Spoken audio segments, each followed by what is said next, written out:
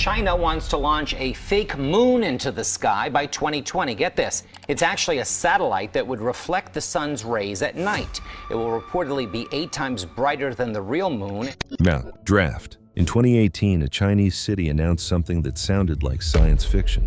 Chengdu, the capital of Sichuan province, revealed plans for an artificial moon, a satellite that would reflect sunlight down to Earth and illuminate streets at night. The idea sparked headlines worldwide. Could replace streetlights, saving the city more than $200 million a year. Astronomers, though, are concerned about the increased light pollution it could cause. Now, as 2026 approaches, China's space program is hitting major milestones. But are any of them actually about lighting up cities from space?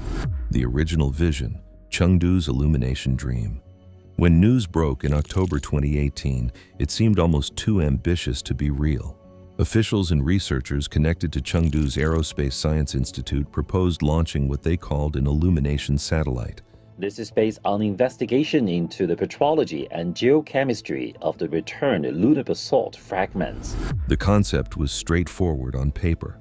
Position a large reflective surface in orbit about 500 kilometers above Earth, angled to catch sunlight and bounce it down to specific areas below. At that altitude, far closer than the moon's 384 kilometers, the reflected light could theoretically be up to 8 times brighter than natural moonlight. The reasoning behind it was practical, at least in theory.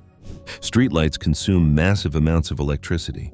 A space-based reflector could reduce that burden, cutting costs for municipal budgets and providing backup illumination during power outages or natural disasters.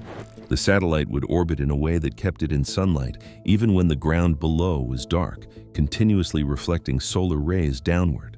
Promotional materials suggested it could illuminate an area with a diameter of 10 to 80 kilometers, depending on configuration. Technical details were sparse, but the basic physics aligned with known principles. Mylar or similar lightweight reflective materials could be deployed in orbit, much like a solar sail. The challenge would be keeping it oriented correctly, managing orbital mechanics to stay over the target city, and ensuring the reflection was bright enough to matter, but not so intense it caused problems. City officials expressed genuine interest, framing it as an innovative solution to urban infrastructure challenges. The science behind space-based reflectors. Reflecting sunlight from space isn't a new idea. It's been tested before, with mixed results. The concept relies on deploying large, thin reflective surfaces in low Earth orbit. These surfaces act like mirrors, catching sunlight and directing it towards specific points on the ground. The physics is simple. Light bounces off reflective material at predictable angles. But execution in space is anything but straightforward. Russia experimented with this in the 1990s through the Znamya project. In 1993, they deployed a 20-meter reflective disk from a cargo spacecraft. It successfully cast a faint beam across Europe, creating a spot of light that swept over several countries as the satellite moved. A second attempt in 1999 failed when the reflector didn't deploy properly and had to be jettisoned. The experiments demonstrated that while possible, maintaining control and achieving useful brightness levels was difficult. Orbital mechanics add another layer of complexity. A satellite at 500 kilometers altitude moves fast, roughly 7.6 kilometers per second. Keeping it positioned over one city requires either a very specific orbit or frequent adjustments, both of which consume fuel and resources. The reflector also needs precise orientation. Even small errors in angle drastically change where the light lands, potentially missing the target entirely or scattering uselessly into the atmosphere. Atmospheric conditions matter too. Clouds, humidity, and air pollution can scatter reflected light, reducing effectiveness. The brightness promised in early reports, 8 times that of the moon, sounds impressive until you realize moonlight itself is quite dim, roughly 0.25 lux on a clear night. 8 times that might be noticeable, but whether it's practical for replacing streetlights is questionable. Still, the concept had enough technical grounding to be taken seriously, at least initially. What actually happened? Since 2018, after the initial wave of international media coverage, something curious happened. Silence. No follow-up announcements detailed construction timelines. No launch windows were publicized. Major space tracking databases, which catalog satellites from all countries, showed no entries matching the description of an illumination satellite over Chengdu or anywhere else in China. Space launches, especially from a nation with China's active program, don't go unnoticed. Amateur satellite trackers, international monitoring organizations, and space agencies worldwide keep close tabs on what goes into orbit. If a large reflective satellite had launched, it would have been detected and documented. Yet none appeared. It's possible the project encountered technical or financial hurdles that delayed or canceled it. Developing space hardware is expensive and unpredictable. Perhaps feasibility studies revealed problems that weren't apparent during the announcement phase. Or maybe priorities shifted within China's space program, redirecting resources toward projects with clearer returns. What did continue, loudly and successfully, was China's broader lunar exploration program. Lunar base has been established on the moon. What will it be able to tell us?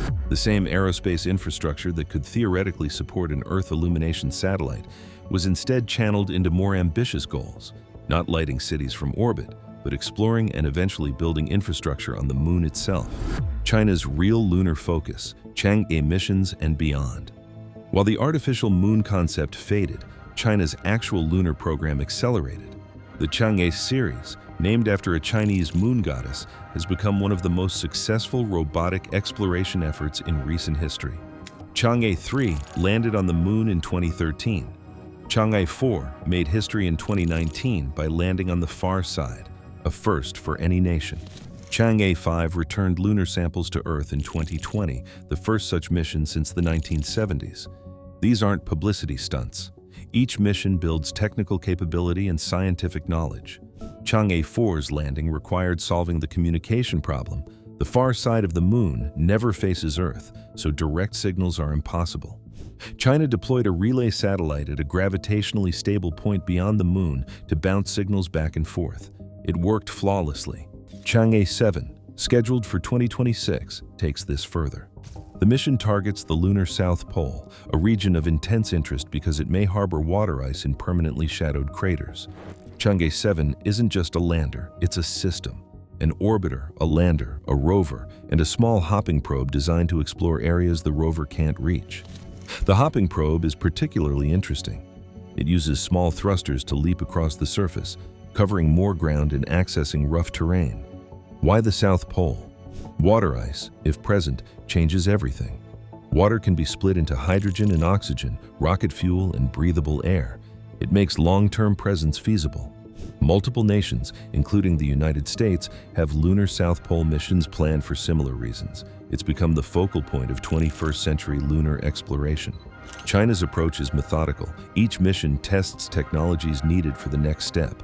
Landers, rovers, sample return systems, communication relays, all building blocks for something bigger. The goal isn't just to visit the moon, it's to stay. The Queqiao relay system, building the communication bridge. Communication is easy to overlook, but it's critical.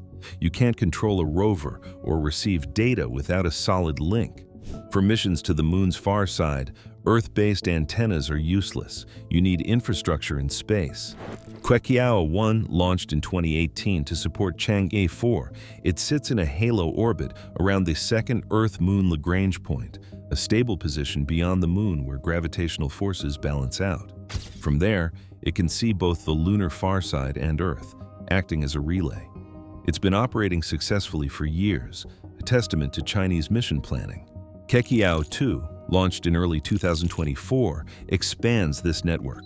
It's designed to support not just one mission, but an entire series: Chang'e 6, Chang'e 7, Chang'e 8, and potentially international partners. It has higher bandwidth and improved navigation capabilities, enabling more complex operations and heavier data loads. This infrastructure isn't temporary. It's part of a long-term strategy. When you're planning multiple missions over years, you build shared systems. Launch costs decrease. Mission flexibility increases.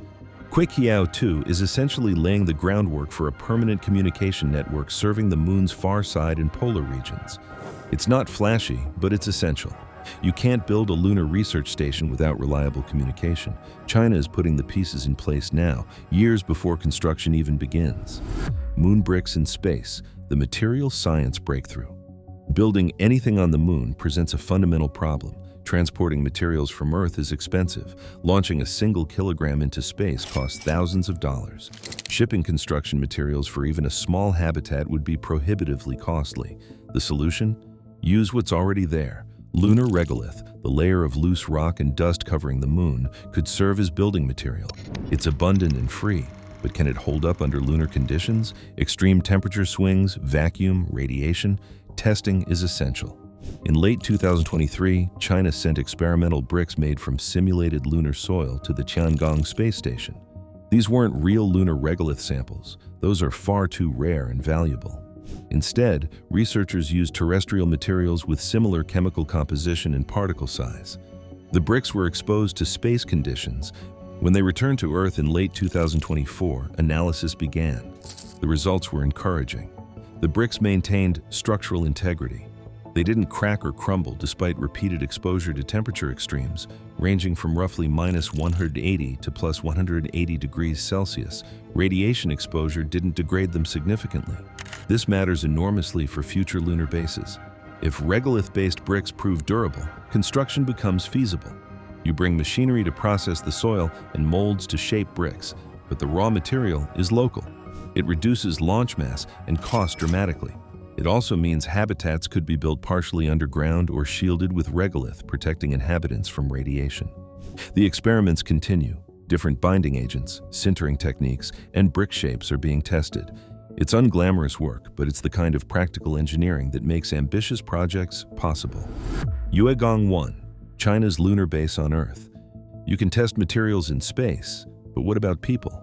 Before committing to a lunar base, it helps to simulate one on Earth. That's the purpose of Yuegong-1, or Moon Palace 1, a sealed habitat located at Beihang University in Beijing. Yuegong-1 is a closed ecological life support system. Inside, a small crew lives for extended periods, growing their own food, recycling water, and managing waste. The goal is to see how well a self-sustaining environment functions and how humans cope with long-term isolation in confined spaces. In 2018, a crew of 4 students completed a 370-day mission inside Yuegong-1, setting a record for the longest stay in such a facility. They grew wheat, vegetables, and other crops under artificial light. Mealworms provided protein. Water was recycled through plants and filtration systems. Oxygen came from photosynthesis. It wasn't perfect. There were challenges with crop yields, air quality fluctuations, and psychological stress. But that's the point. Identifying problems on Earth where you can fix them easily. On the Moon, a failed crop or broken air filter could be life-threatening. Learning how to manage these systems reliably is critical. Yuegong-1 also tests technologies like plant cultivation methods, waste processing systems, and environmental monitoring. The data collected feeds into design plans for actual lunar habitats. It's another piece of the puzzle, less glamorous than a rocket launch, but equally important. The 2026 timeline, what's really coming? So what's actually happening in 2026? Chang'e 7 is the headline act. Launch is targeted for mid-2026, with landing at the Moon's south pole shortly after. The mission includes an orbiter to map the region in detail, a lander for surface analysis, a rover for mobility, and the hopping probe for hard-to-reach areas. Scientific goals include identifying water ice deposits, analyzing soil composition, studying the radiation environment, and mapping topography. The data will inform where to place future infrastructure, landing pads, habitats, resource extraction sites. There's also talk of additional technology demonstrations, possibly related to construction techniques or resource utilization, though details remain vague. China's space agency tends to announce specifics closer to launch dates, keeping some plans under wraps until they're ready. Beyond Chang'e 7, the roadmap includes Chang'e 8 later in the decade, focused on resource utilization experiments, testing methods to extract water, produce oxygen, and manufacture materials on site. These missions are stepping stones toward the International Lunar Research Station, a long-term goal for the 2030s. No city lighting satellites are on the schedule. Whatever happened to the Chengdu artificial moon idea, it's not part of the visible 2026 plans. Why the city lighting concept? Faded. Why didn't the illumination satellite materialize? Several factors likely contributed. Technical challenges are significant. Maintaining precise orbit and orientation over a single city is difficult and fuel-intensive. The brightness achievable might not have been practical for replacing streetlights. Cost-benefit analysis probably didn't favor it. Launching and operating a satellite is expensive. Would the electricity savings justify the investment? Streetlights are efficient and reliable. A space-based system adds complexity and risk. Light pollution was another concern. Environmentalists and astronomers raised objections. Artificial sky brightness disrupts ecosystems and human circadian rhythms. Adding more light from space could worsen these problems. Public backlash in regions outside the target city, those who'd see the satellite's glare without benefiting, might have been anticipated. Meanwhile, China's space program had bigger priorities. Lunar exploration offers scientific prestige, technological advancement, and long-term strategic benefits. Resources are finite. When choosing between an experimental city lighting satellite and missions that advance lunar infrastructure, the choice becomes clear. It's also possible the project was more speculative than concrete from the start. Sometimes announcements are meant to generate interest or funding rather than representing imminent plans. Without confirmed budgets or official timelines, it may have always been more concept than commitment. China's lunar ambitions for the 2030s. Looking ahead, China's lunar plans are expansive. The International Lunar Research Station is the centerpiece, a proposed collaboration initially between China and Russia, with invitations extended to other nations and organizations. It's envisioned as a robotic research facility near the Moon's South Pole, operational in the 2030s. Unlike the International Space Station, this won't be permanently crewed at first. Early phases focus on robotic systems, landers, rovers, resource extraction equipment, and power generation. Solar panels and possibly radioisotope generators would provide energy. Communication and navigation networks already being built would support operations. Research goals include geology, resource mapping, technology testing, and eventually in situ resource utilization, manufacturing fuel, water, and building materials from lunar materials. If successful, it paves the way for crewed missions later. China has also discussed plans for crewed lunar landings, though timelines remain tentative. Developing a lunar lander capable of carrying astronauts safely is a massive engineering challenge. It requires new rockets, spacecraft, life support systems, and extensive testing. The broader vision includes sustainable lunar presence, not just visiting, but establishing infrastructure that supports ongoing operations. Think of it as transitioning from exploration to colonization, though that term carries baggage. It's about making the moon accessible, turning it from a destination into a platform for further exploration. International collaboration is emphasized, at least officially. Whether partnerships materialize depends on geopolitics, which are unpredictable, but the technical foundation is being laid regardless. The idea of lighting up a city from space captured imaginations, but reality took a different path. Instead of an artificial moon shining over Chengdu, China is working towards something arguably more remarkable, building the infrastructure to establish a lasting human presence on the actual moon. Chang'e 7 in 2026 won't replace streetlights, but it might locate the water that makes lunar bases possible. Sometimes the real moonshot is even better than the headline.